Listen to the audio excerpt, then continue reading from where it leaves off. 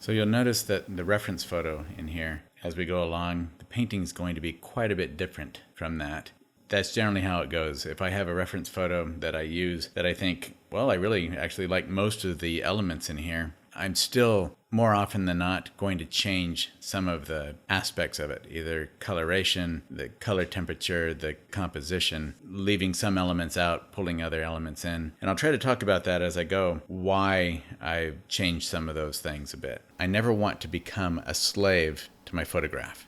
So let's get into the actual painting. So I've changed a bit some of the materials that I use. My palette is different. And especially right there, during this painting, I'm using the odorless mineral spirits. And I don't do that now. I don't use odorless mineral spirits anymore. I'm using primarily just walnut oil as my medium, what I use to create my washes. But in this case, throughout this, when I'm doing the washes here in that container, that's just Gamblin odorless mineral spirits. And Gamblin, as far as that goes, is definitely one of the best on the market. It has a little bit less of the VOCs that we have to worry about with that, the fumes.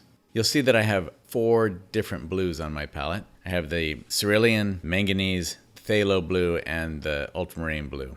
In this instance, I grabbed a little bit, just a touch, because it goes a long way, a little touch of the phthalo blue, and then quite a bit of more of the manganese blue. And I've pretty much eliminated cerulean from my palette now. So I've changed some of the colors on my palette. But they're very similar. The manganese is just a little bit what I call richer. It has a little bit more warmth to it. So that would generally mean a little bit more red in it than what the cerulean has. Because I was having some things about cerulean that I didn't like. A little bit too much on the yellow side for me. So I switched that out to the manganese. What I'm doing right away is when I'm painting either on location or in my studio, if I'm using reference photos or I'm just creating the painting entirely from my imagination or from my memory of being out on location, I like to paint in what I call layers, or in the layers of objects or the environment that's in front of me. Let's say I'm out in a field and I'm painting a barn, and there are trees around the barn, and behind the barn there's a forest, and then you come back behind the forest and you see a mountain, and then behind the mountain there are some clouds in the sky. Those are the layers. Those are the different planes that I'm looking at. So when I look at whatever it is that I'm doing, if I'm looking at the scene before me on location or even in a photograph, I try to immediately break that down into the general abstract shapes that are there, the larger overarching masses that are in there. So the sky would be one mass, possibly a couple. I might have, if it's a bright, clear sky, then it's just one basic mass of blue. So that's one color shape that I have there, one abstract color shape. And then if it has clouds, those might be some other shapes. So if I put the clouds in there, I'm going to want to make sure that those clouds, the basic shapes that I start with, are a fun compositional arrangement that work well as shapes with the rest of the shapes in my painting. Not the details and not the colors, not the color temperature, but the overall basic shapes. How do they work? Do they flow well around the painting? That's what I'm initially looking for when I am thinking about what to put in my painting. So these first shapes,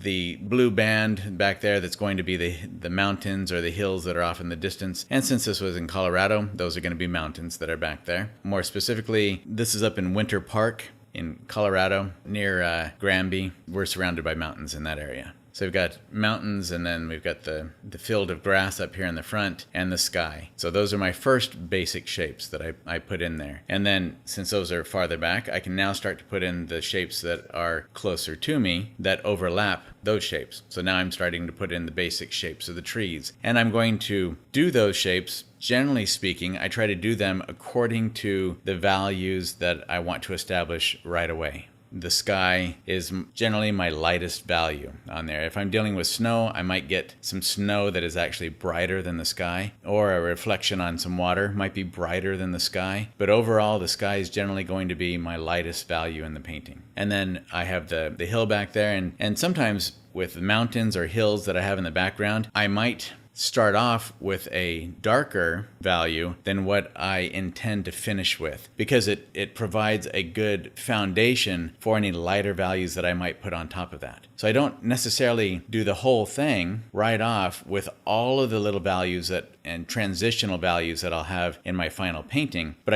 I will put down especially the overall most prevalent value that would be within that shape. So I'm starting with the most prevalent basic value within each of my shapes.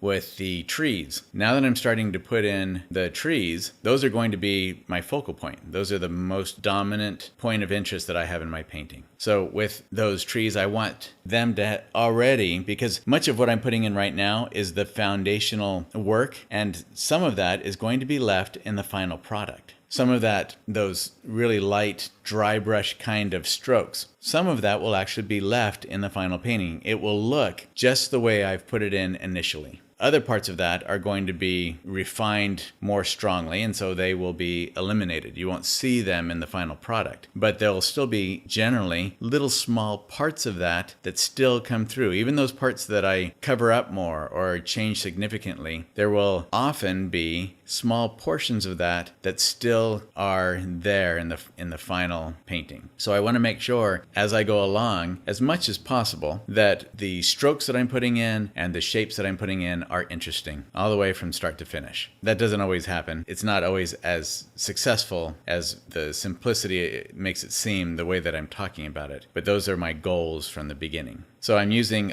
ultramarine blue and alizarin crimson to create some of the trunks right off. And then I will vary that up as well as I go along, putting in some transparent oxide red or maybe some sap green to help warm up the lavender that's created by that ultramarine blue and alizarin crimson. And I also use now quinacridone red, because the alizarin crimson and ultramarine blue, it's very difficult to get some of the lavenders that I use, especially in my flowers, with that. So I also have quinacridone red now on my palette, because I can get much cleaner, prettier purples and lavenders with the quinacridone red than I can with the alizarin crimson. Alizarin crimson is a little dirtier looking to me.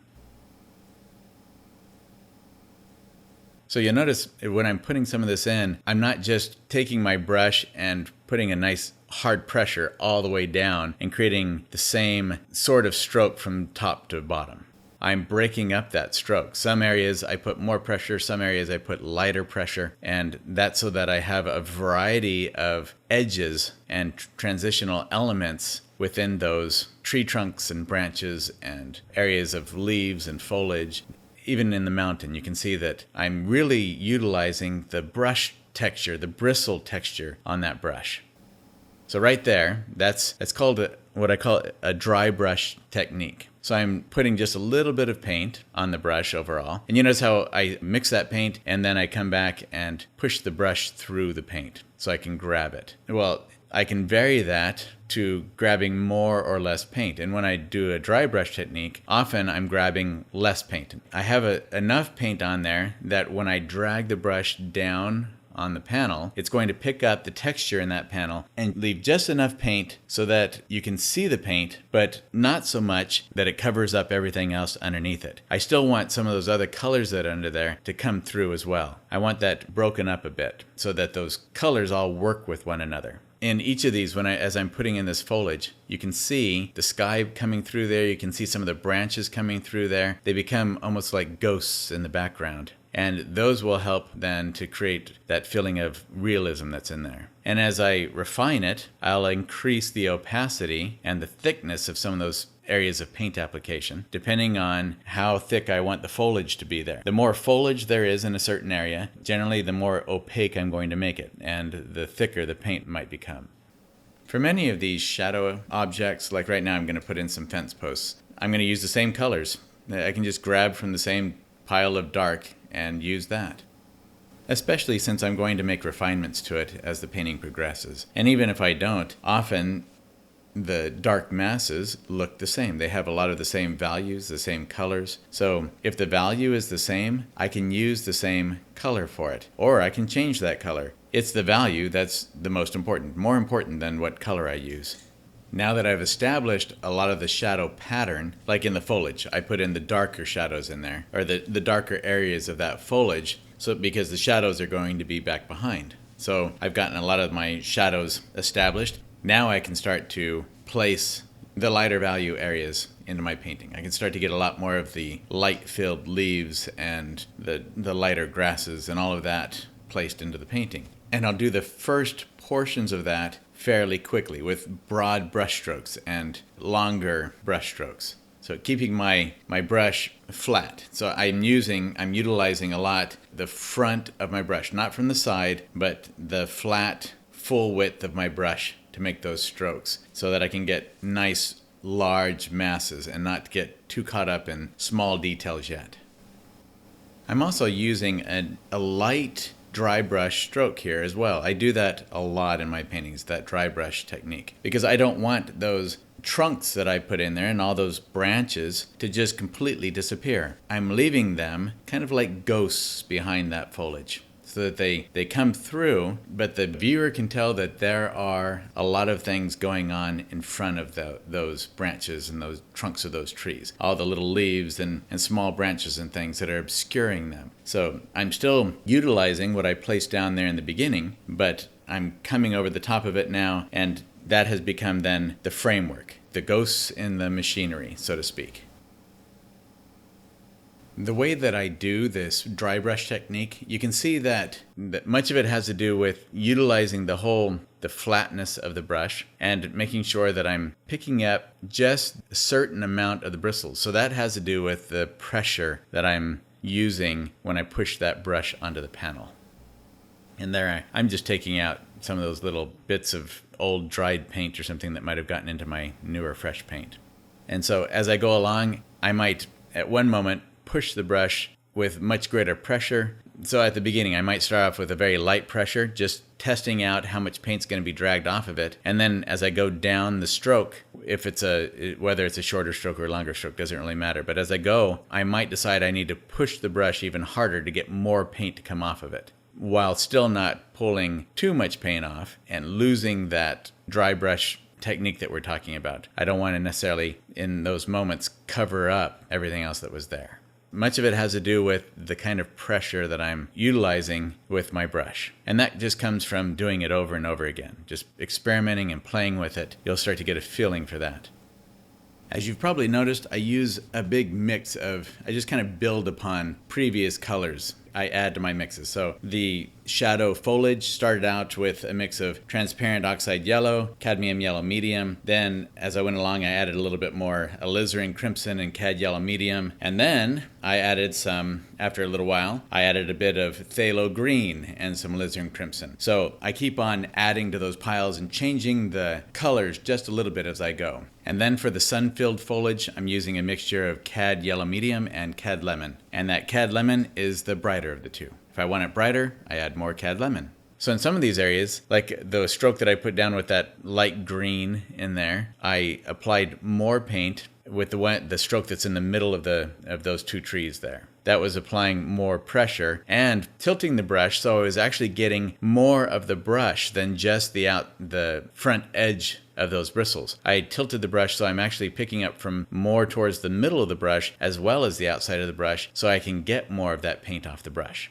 And don't worry, these brilliant greens are temporary. I'll tone those down as I go along. I like to play and experiment with my colors, and that green is a fun starting point for building upon.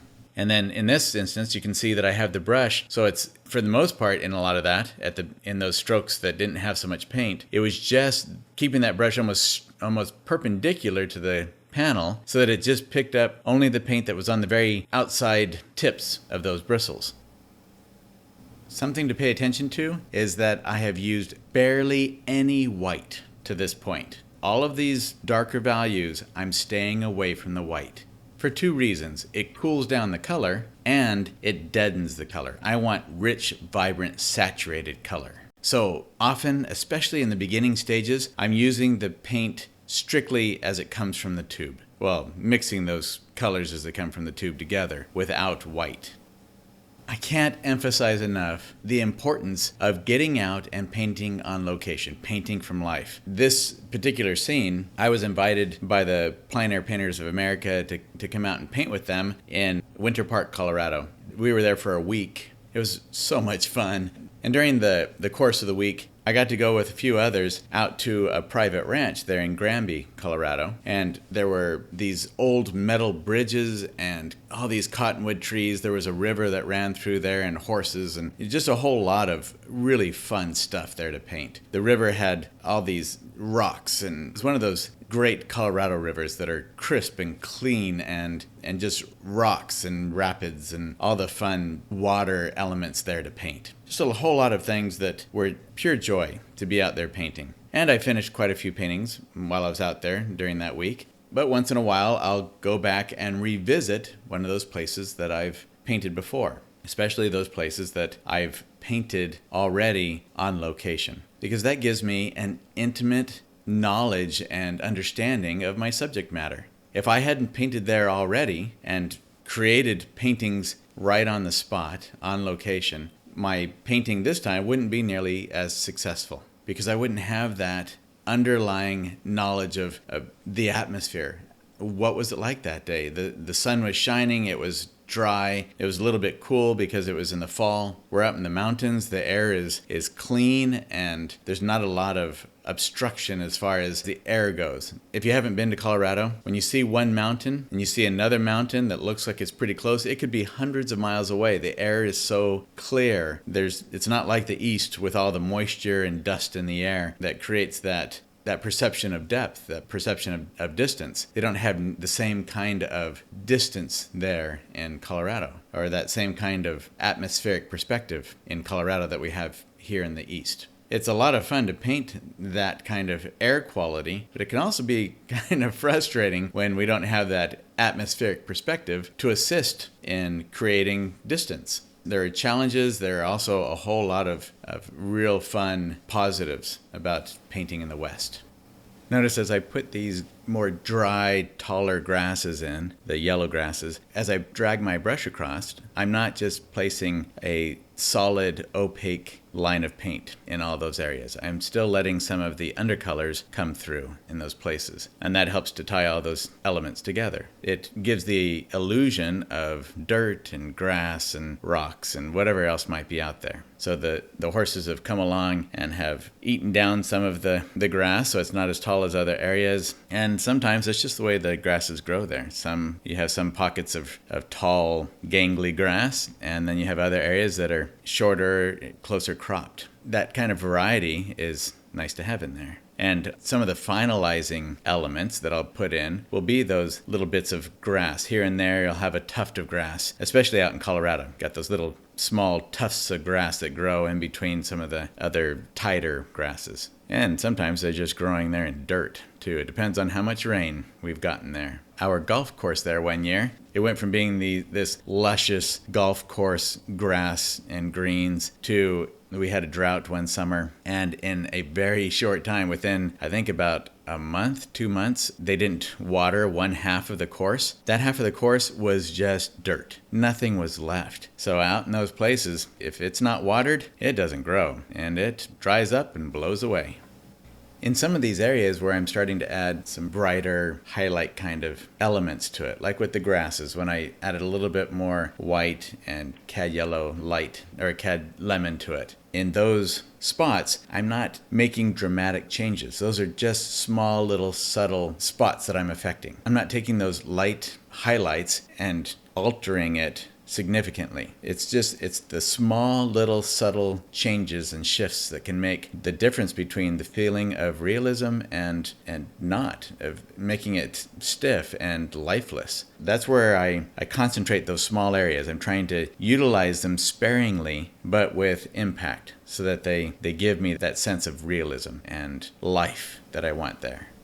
There's an artist, William Hook, excellent artist, who uses just a number 12 bristle brush through his whole painting. Painting on location in the studio. It's amazing that he does that. I like to have a variety of brushes. I'll use the bristle brushes through most of the painting, as you've noticed going along. But these mongoose hair brushes are also excellent for some of the smaller details and things. And also, it depends on the kind of look that I want from the particular stroke. So with the mongoose hair brushes, I'm not utilizing using those for the dry brush type of look that I use a lot in my paintings. With the mongoose hair, the bristles are softer, not as soft as a sable, which I don't like sable because they're too soft. It doesn't allow enough paint to come off of it when I'm using those. And I don't want that real soft blending in most of the areas that I'm working on. But with the mongoose, it's just a beautiful blend, or a beautiful transition between the too soft sable and the much stiffer bristle.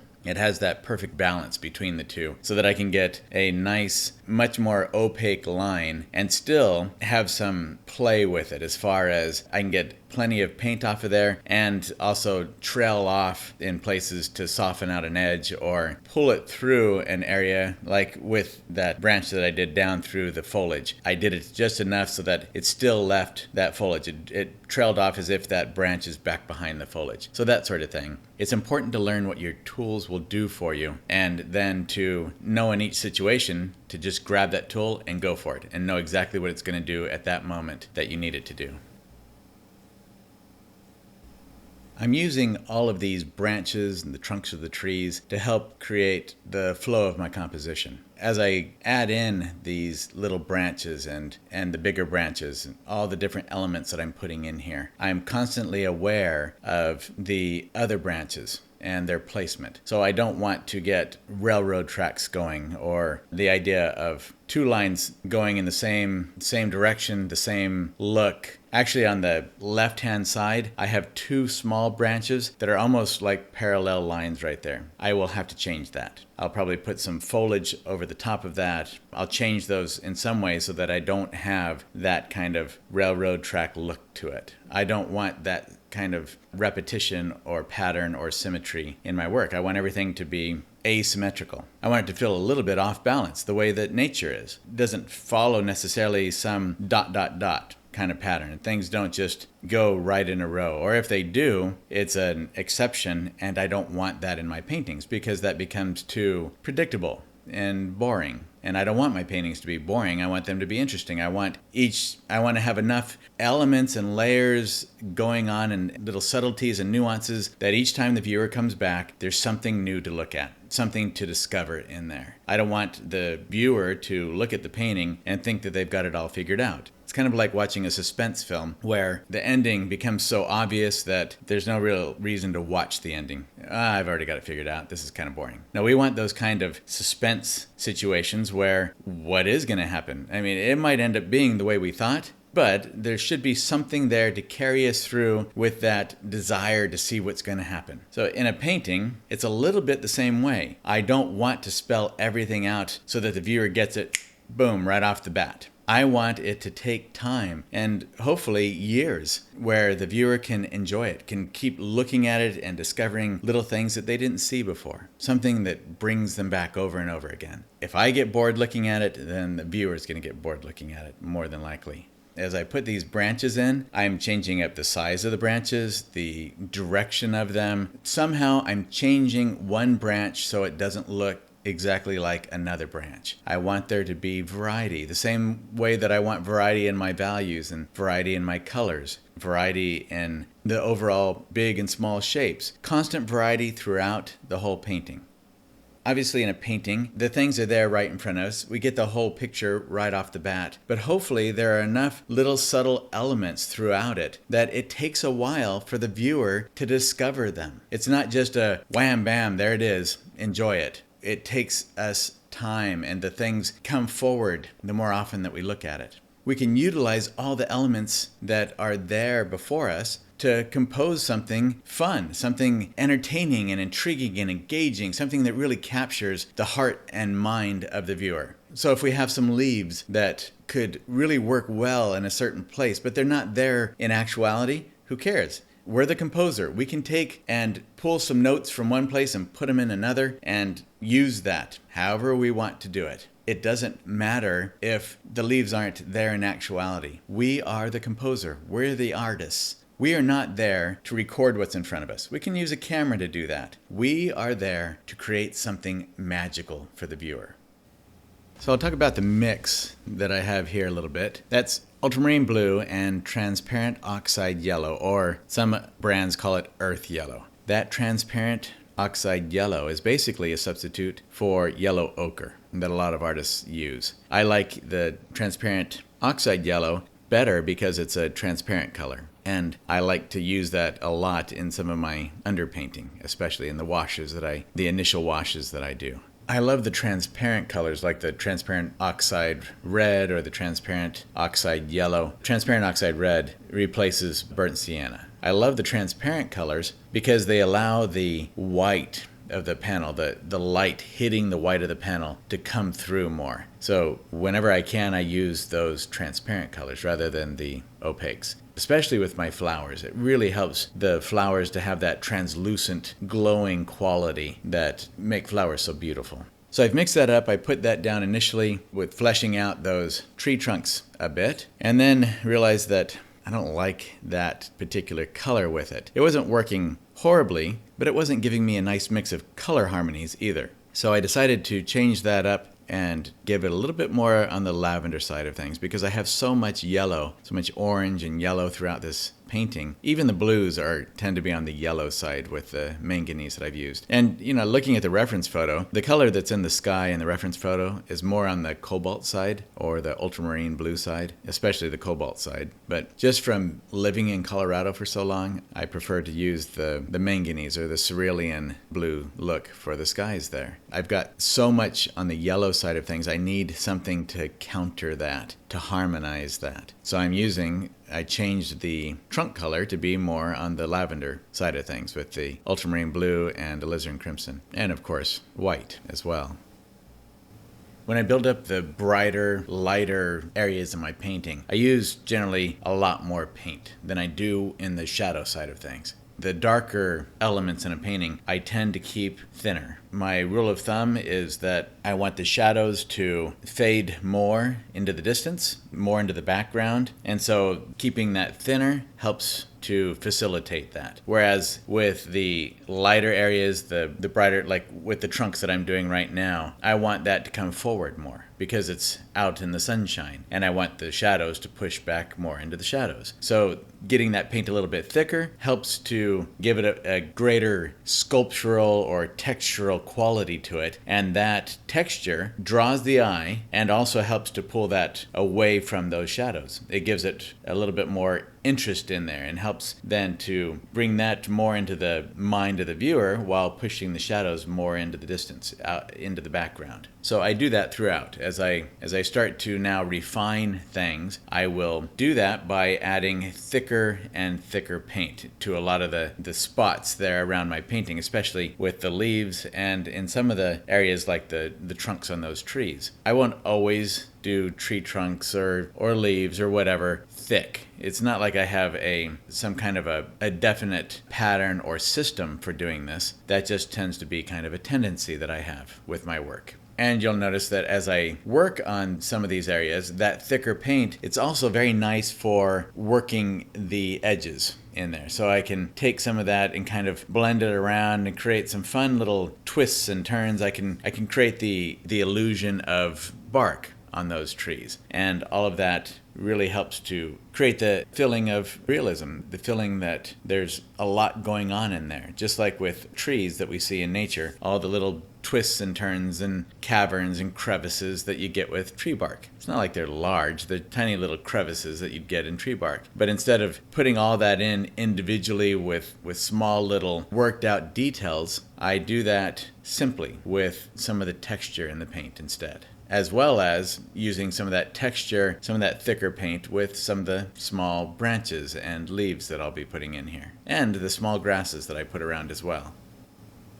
In the reference photo, down there on the lower right side of that painting, where I have what looks like a fence or some kind of a corral type thing in there, in the reference photo, it has other trees and things in that space. I eliminated those because to me they distracted from what I consider my center of interest, these trees here in the front. So that's part of what I'm referring to when I talk about simplifying my composition or my subject. This happens even when I'm on location. So obviously, if I was painting there on the spot, I would still see those same trees And I would see often other things that don't necessarily add anything beneficial to my painting. They don't help the composition. They don't help to carry the message of what it is that I'm trying to convey in my painting. So I take those things out. They're not going to be a part of the final product. And that's what we have to do as artists. We have to determine what in here is something that is really going to strengthen my statement. Whatever it is that I'm going for as an artist, whatever it is that caused me to want to paint this particular scene, what can I add or take away from it that will strengthen that feeling or convey that idea, that emotion, that feeling, that expression? Whatever it is that I'm trying to share with my viewers, I want to have as little as possible and still convey that, but not eliminate so much that it becomes too simplistic, too boring, just not having enough energy or drama or interest in it. All of those are individual decisions that we have to make as artists. There's no formula, there's no system, there's nothing that can tell you, yes, this is exactly what you need to do in this situation all the time. That doesn't happen. That's why painting is fun. That's why it is challenging. That's why it's worth doing for 100 years of our life or however long we live, because it's always different. There's something new, something challenging, something extraordinary that we can do each time we go back to it. And we can learn constantly and build upon what we've experienced before that, what we've experienced in the paintings that preceded this new painting. So each one becomes a new puzzle and something to add to our repertoire of knowledge and experience and skill. So now I decided to warm up that trunk color a bit so I can get some of the warmer highlights. My light source is warm, it's the sun, a bright clear day. So I'm going to put in some highlights on that trunk color that are catching, all the outside edges of the structure of the trunk. So those outside edges that are really capturing the light, where the light is hitting most dramatically, I'm going to warm those up and get the feeling of sunshine on there. And you notice I just went right into my lavender pile, my cooler lavenders. I added the yellow right into that same pile and used that to create my highlight color. So the idea that adding all three primaries together, red, yellow, and blue, creates mud, that's a relative statement that I haven't really found very useful as an artist. In this instance, I went back and forth in both directions. I took a warm pile of color, added ultramarine blue and alizarin crimson, and cooled it down into more of a lavender, and then I went back the other direction again, adding cadmium lemon and cad yellow medium, and warmed it back up again. So there isn't a don't add these colors together or you get mud scenario here. When we're painting, just fill it out. Follow your instincts and the training that you've had with color and experiment with it. Generally, when I'm painting, I'm thinking quickly and I'm working quickly and I'm just going off of my instincts. Adding the yellow to that helped that highlight color to harmonize with the lavenders that are underneath. I wasn't coming in with a completely foreign, warm yellow highlight color. It already had a lot of the attributes of the previous color that was on there. For me, that works well. For others, it might not work as well to mix colors together that way. We each have to experiment with our colors and see what works for us and what doesn't. And in this case, it worked for me, so I left it. Don't listen to those who will tell you that there's one way to do something in art. There's a multitude of ways. There are about as many different ways to do something as there are artists out there.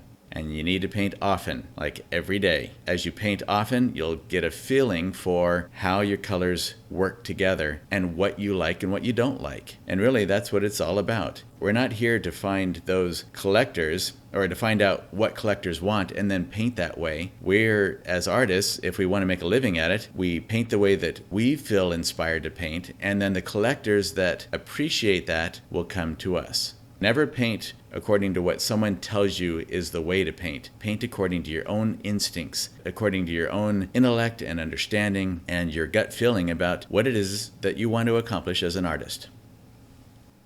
At this point, I probably should have stopped or added in just a few more little clarifying strokes in there, tidied up a few things, but The rest of the painting, pretty much I'm going in and fluffing everything up and adding a lot of detail, but it really didn't strengthen, and I think it probably ultimately took away from the strength of the painting. Had I stopped where it is right now, that would have been much more representative of being on location and capturing the essence of my scene. But I got carried away thinking about all the leaves and the details and the highlights and all of that, and just kind of had fun adding some of that in there. It's a difficult thing in the middle of a painting to know just when to stop sometimes.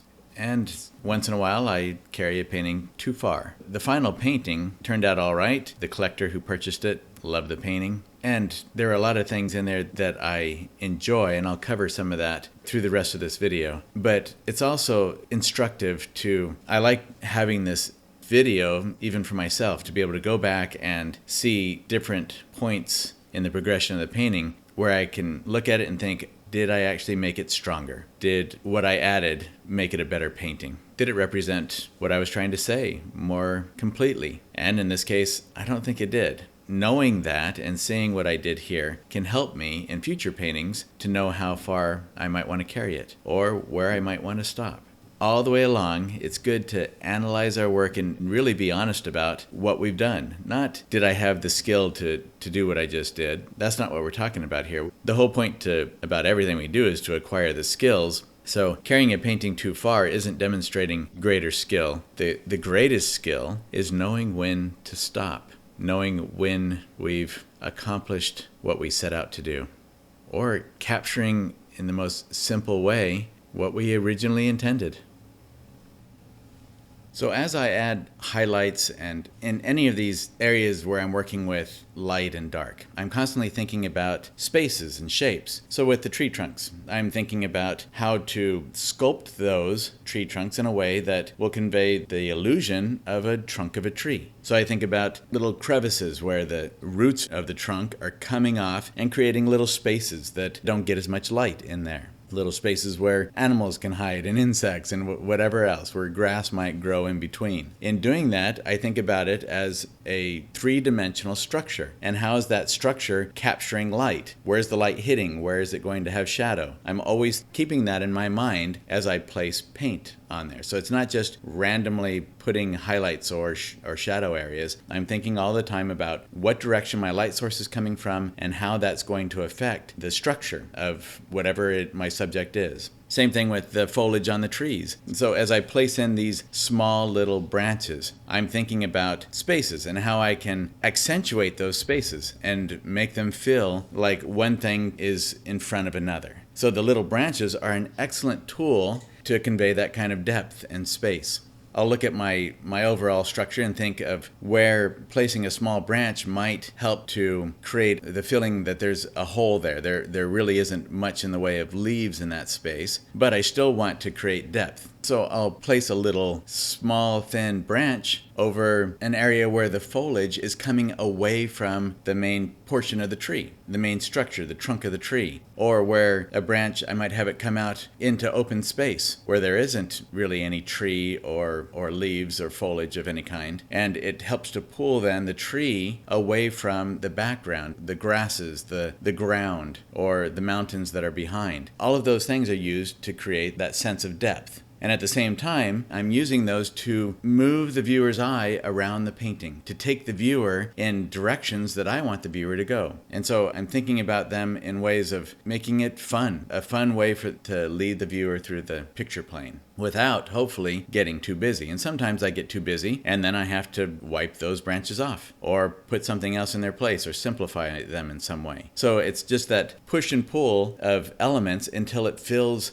fun, until it feels pleasing to me, and I think, yeah, this is interesting, this is a lot of fun to look at. And that's it. There's no formula to it. It's a constant process of thinking through each of the spaces and shapes within my picture plane and how to make all of those things tie together, how to make them all seem interesting to look at without each one being an island unto itself. I want each area to be interesting and fun to look at all by itself while feeling that it belongs to a much greater whole, that it actually fits in with the rest of the painting. In other words, if a certain area in my painting is really well painted and I just think, wow, that turned out so nice, but it doesn't match the rest of the painting, it feels as if it's disjointed or separate from the rest of the painting, then no matter how well it's done, I take it out. It doesn't belong there.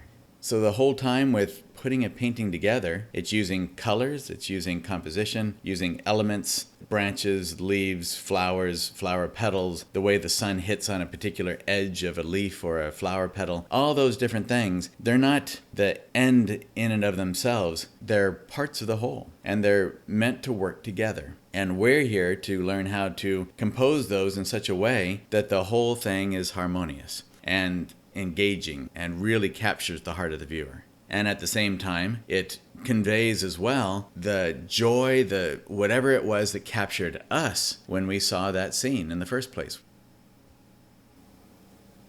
So now I'm trying to punch up the color a bit. I originally had a lot stronger yellows and oranges in there, in that base mid-value tone that I had. And I kind of lost a little bit of that as I started to add in more of these brighter yellows. So I'm going back in and trying to saturate the overall picture more, get a lot more punchy color in there. I created that pile of orange and realized that was just too much. So I scraped that up, put it to the side, and then I can use that and just kind of pull from that, add it to my color piles as I go, and fill it out from here. How much of that do I want? Is that going to get to be too much? Or, I don't know, this is one of those points where I'm trying to figure out just how much color to add and where to add that color and how to get it so that everything still plays nicely with each other.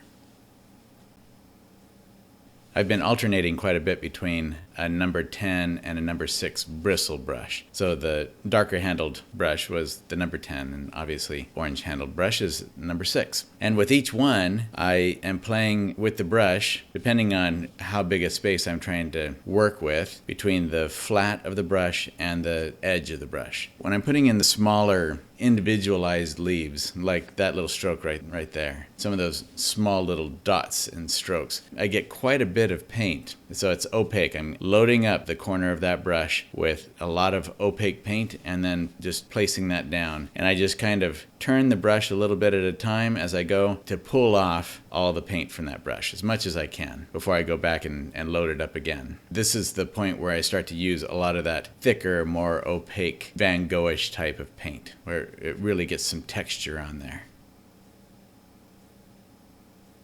So now I'm going to start pulling some other colors in there as well, especially colors that I've basically used in my painting up to this point. So I'm going to grab some green. I used some of that phthalo green, pulled it in there, and then to tone that down, I used some cadmium orange, lightening it up with some white that both cools it down and tones it down a bit, and then determine that that was just too much green. So I'm going to go in and start playing with some of that yellow that I have in there and getting more color in there. The green I've already used in the grasses and that, so I'm pulling some of that up into the leaves because it's not fully fall yet. We're still experiencing some of those spring colors, those summer colors. I guess I shouldn't say spring because we're definitely out of spring. We're still getting some of those summer colors in there, and I can play with that. I don't have to have all the colors just because it's a fall scene be oranges and reds and yellows. And that gives me a nice mix of color in there.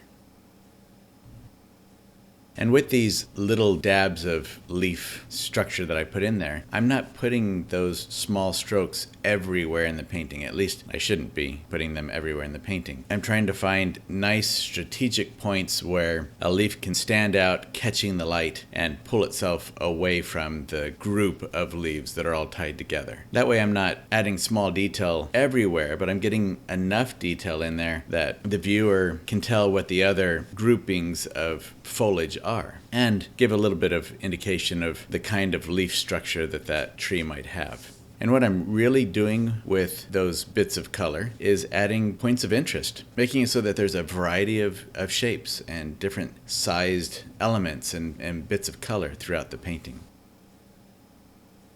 And here I'm going in and kind of toning down some of those spots of sky color and then adding in, creating more sky holes there throughout the structure of those trees. It helps to calm things down a little bit so I don't have tree everywhere. That's a nice thing about oil paint. You can come back in and add some sky color wherever you want at any time and really break up spaces that way. Simplify and tone down or increase the energy or whatever it is that the painting needs at that moment. And something to think about when putting in those sky holes. I didn't actually do that very well in all the spots here, but generally speaking, when you place a bit of sky in the midst of a bunch of foliage, make that sky color a little bit darker value than what the larger areas of sky color might be. Because all those little bits of leaves and branches, they actually filter that light down and darken that tone. So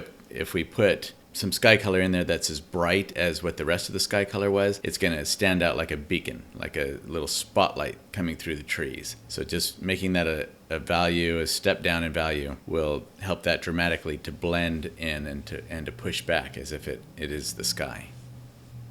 And that's another thing in analyzing my painting. A lot of those little bits of sky hole that I put in there would have been much better had they been more brilliantly blue and darker in value. I wasn't following my own knowledge at that moment. I was too caught up in the idea, I think, of brighter highlight areas. But I should have made those much more blue, and that would have increased the color in my piece. Instead, those look more white. They just look pale and kind of lifeless. So those are some of the things that hopefully, as the more we paint, we continue to improve upon and do a better job of with our paintings. So now I need to get back to some of the branches. I need to break up some of those masses of leaves and foliage that I have in there. So instead of just putting in more of those brown branches, I want a color that will work well, that will be a harmony with the yellows that I have around in there. So I make up a pile of lavender. And that lavender, I started thinking too about those clouds that I have in the background. So I'm going to use some of that lavender color to kind of put a little bit of the idea of clouds in there. And really, it's just, I'm only doing it not so that I can have clouds in my painting, but so that I can get more color in there. And those clouds give me a good excuse to use some lavender and get some lavender in there. This section of foliage here on the left, it's standing over there just like a ball of yellow and doesn't really have any form to it very much. It needs something to tie it to the ground. I don't want to bring a large trunk down through there because I want the other groupings of trunks to kind of stand on their own. I like those, the way they hold themselves. But I do need something to let the viewer feel comfortable that those leaves and all that bunch of foliage can actually be hanging out there in the air. Those are some of the subtle little things that I go through now because it's really the end of the painting. And I'm going through now and just finding anything, any holes, any areas that aren't holding their own, that don't make sense, that need some more clarification in order to feel right, to feel complete, or to feel reasonable and realistic. So it's just now a constant back and forth of breaking up different spaces that I think are too crowded, that need to be opened up a little bit more. Sometimes that's filling in like this area, adding more of the tree trunk back in there, the darker tree trunk area, filling in that so it still has the appearance of that ghost-like quality being behind the foliage. And also then grabbing other colors like the lighter lavenders to fill in small branches or to put in holes that might appear to be the clouds or sky back in there. Really, the rest of the time that I spend painting here is just finding spots that need to be strengthened or that need to be simplified. And sneaking some colors in here and there, like the lavenders that I like to put around in there to harmonize with those yellows. So now I'm switching also, as you notice, to my mongoose hair brush, especially for a lot of the little branches and things that I like to put in there. Some of those I want to have more opaque and I want more control with it. I can do most things with a bristle brush, especially when it has a nice crisp edge to it, but the mongoose brushes are just easier and very convenient. So I like to have that convenience. So it's fun to switch back and forth between the bristle brushes and the mongoose brushes. I especially switch back to the bristle brushes when I want to have that bristle texture in there, when I want to see the brush texture. It works out really well, especially for some of the thick, opaque spots of paint that I put in there, because I not only get that thick paint, but I get also that brush texture in that thick paint, and it helps to break it up. It gives it a little bit more interest in those spots of paint. Rather than just a glob of paint, I've got some texture in there to help give that movement and to give kind of the illusion of more than one leaf sitting there together sometimes. And often that texture can then create the look of light and shadow. Those ridges will catch just a little bit of that light and give me some of that light and dark pattern that creates the three-dimensional quality of realism. There are just a lot of benefits to moving back and forth between brushes for me. For instance, when I'm putting in some of the wider bits of grass in there, or even when I'm trying to break up an edge, often I will take just the very corner of the bristle brush and use just a couple of those little bristles on that brush to help pull a thicker amount of paint apart. And then I'll grab just enough with those couple of little bristles to flare it out and make a couple little bits of grass or something else like that. That's where a bristle brush is really handy.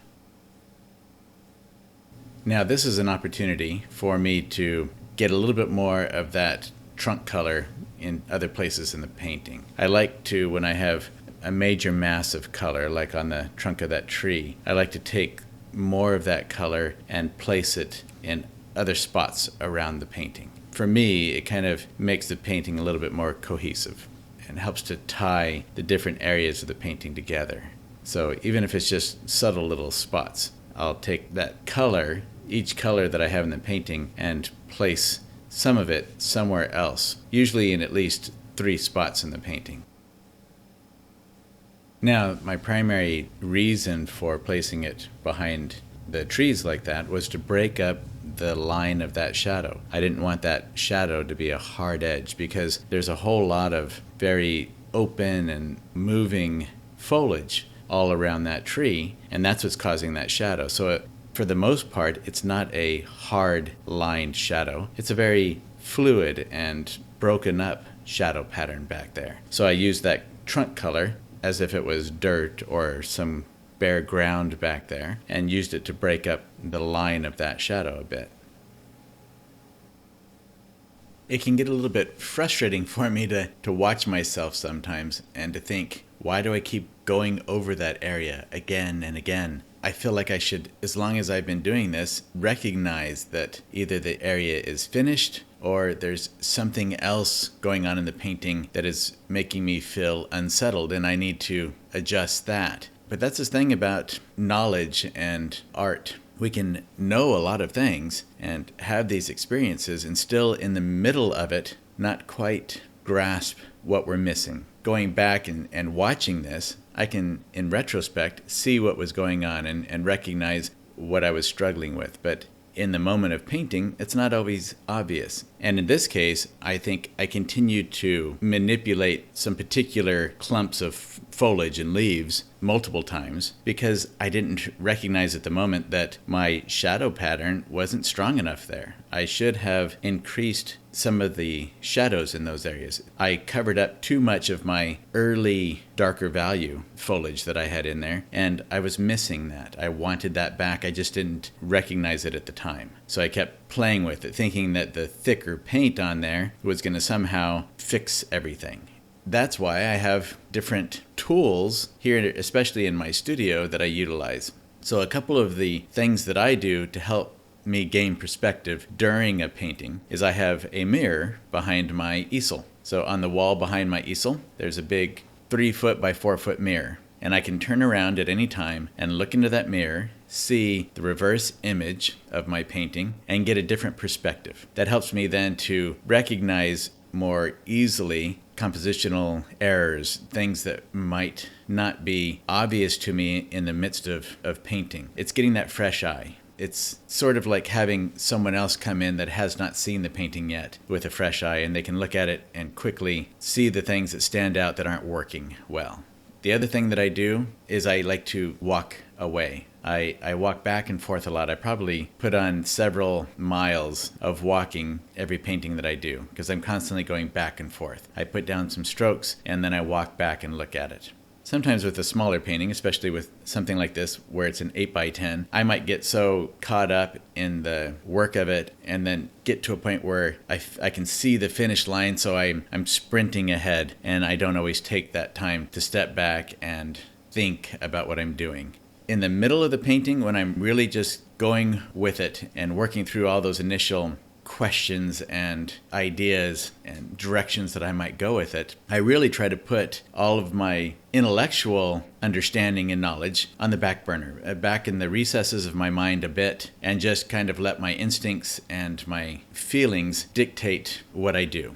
If it feels right as I go along, then I keep going that way and hope that the knowledge that I have will kind of surface here and there to guide me a bit and keep me on track. Make sure that I don't do anything onerous, anything really obviously, wow, that just didn't work at all kind of thing. But it's kind of a careful balance between those two. Sometimes I can get so carried away, like with a bristle brush in my hand, I really have the instinctual feeling to just move that brush all over with energy and enthusiasm. And I have to do that, actually, in order to not get stiff in my painting. But then sometimes I will do that so exuberantly that I also will just put a big brushstroke right across something that I didn't want to lose. And I've lost something dear in the painting. So there are gives and takes all throughout the process of painting. It's not a casual encounter where we can just walk in and put down a few things and we're done. That was easy. Painting's never easy. It's a constant, at least for me, it constantly taxes my abilities and the range of my thinking. It tires me out. When I'm finished painting for the day, I am worn out. I am tired. My brain is tired. My body is tired.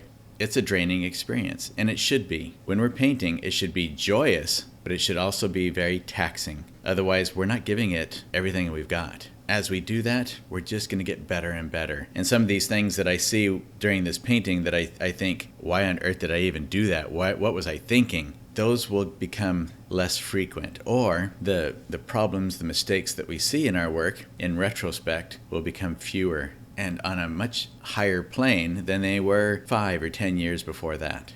I love knowing that with art, with painting, there are higher and higher places to go, and that even when we get to a higher spot than we were 10 years before, there's still more. There's still somewhere else that we can go, another mountain to climb. That is exciting for me. I'd like to point out that an area like that lower left-hand bunch of leaves that are kind of in the shadows, that's a good opportunity to bring in some color without allowing it to detract from the rest of the painting. So I was able to put in those few little bright orange highlights on some of the tips of that foliage and still maintain that area as an area that's more in the shadows. That helps then to continue that pattern of light and dark, light and shadow, and give some three-dimensionality to the overall painting. None of these highlights that I'm putting in would work if there weren't some shadows behind and around them to help make them bright. They look bright because of the darks that surround them. Without the darks around them, you wouldn't even notice the highlights. A tendency for some who are just getting started painting is when they put in something like a highlight and they think, ooh, I really like that. That looks good. I think I'll put more. And then suddenly they're everywhere. Everything's all light and bright. And then nothing's really light and bright because all you see is the same value from top to bottom, side to side.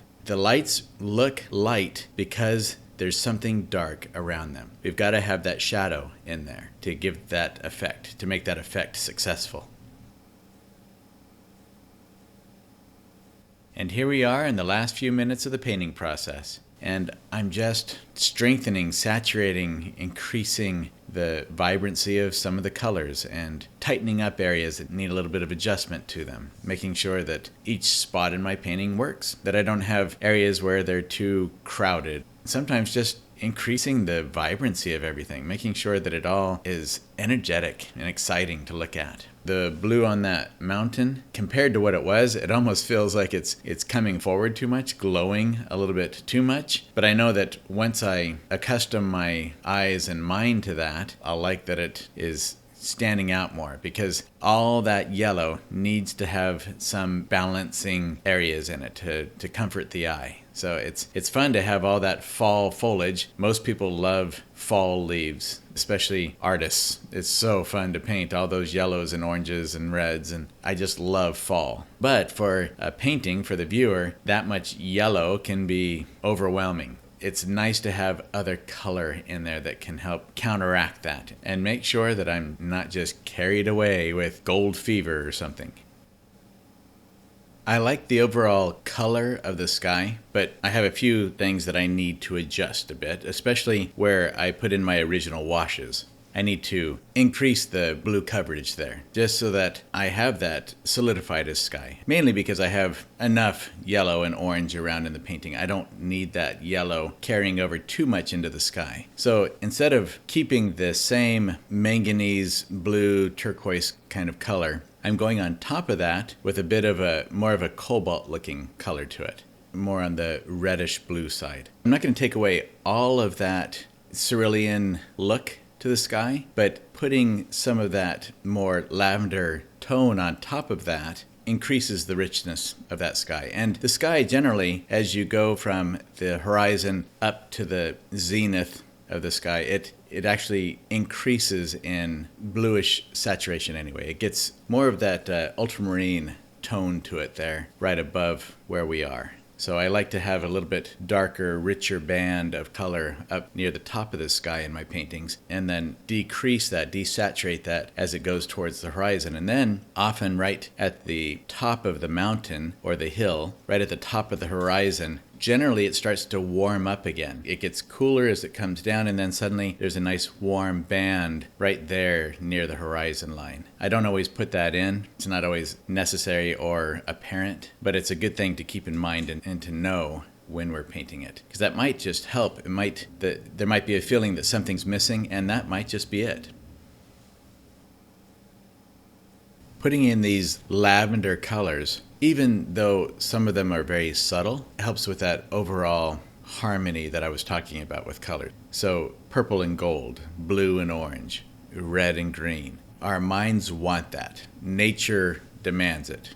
If there's a color, its complement is going to be nearby. Placing lavenders around in all of those golden colors is really going to help the mind to feel much more settled about the overall scene.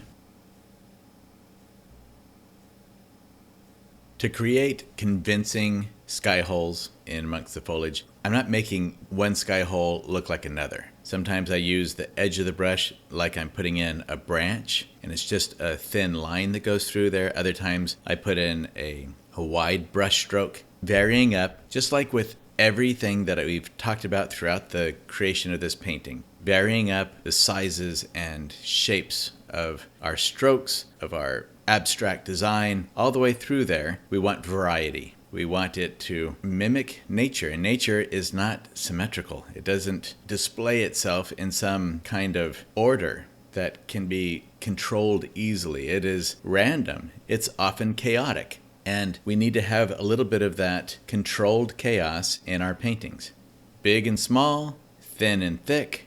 Those are some of the ways that we can increase the variety and the feeling of realism within our paintings. Putting in the feeling of tall grasses all around the trees and throughout the pasture that we have here isn't a matter of going in and putting in every little distinct grass blade. It's about placing specific spots of grass blade strokes throughout the pasture. Putting in just a couple spots here and there will give the feeling that those grass blades are everywhere and that the grasses are going throughout it. especially near the shadows. I love having those shadows there because that gives me the opportunity then to demonstrate those grass blades. That's a wonderful place to put in some grasses like that, those tall grasses. It helps to break up the shadow, and it gives me that backdrop I need for my grass blade strokes. Even with those strokes that I'm putting in, notice that I'm varying the direction of those strokes. They're not all going up and down or in one specific direction. I put in a variety of directions with it. And sometimes I get a very sharp stroke with my brush, and other times I'm using the flat of the brush and just a few small bristles on the edge of that brush to pull those grasses up and just to kind of fade things out a little bit. Because remember, we're at a distance here. We're not close up. I don't have to get right in there and make it detailed. If I get it too much detail in there, it's actually not going to feel realistic. It's going to feel fake. So we just want the semblance of it. And that is done with a light touch. I hope you enjoyed your hour with me and that you'll get out there and paint like crazy. Enjoy it. Have fun. And if you have any questions, anything that I didn't answer for you or that you need more clarification for, or just have any kind of a question that will help you in your journey as an artist, email me at billinminart@gmail.com and I will get back to you as quickly as I can. I do have a very busy schedule, so I won't be ignoring you. If I don't get back to you immediately, I will get back to you. So get outside, paint from life, and have an incredible time painting.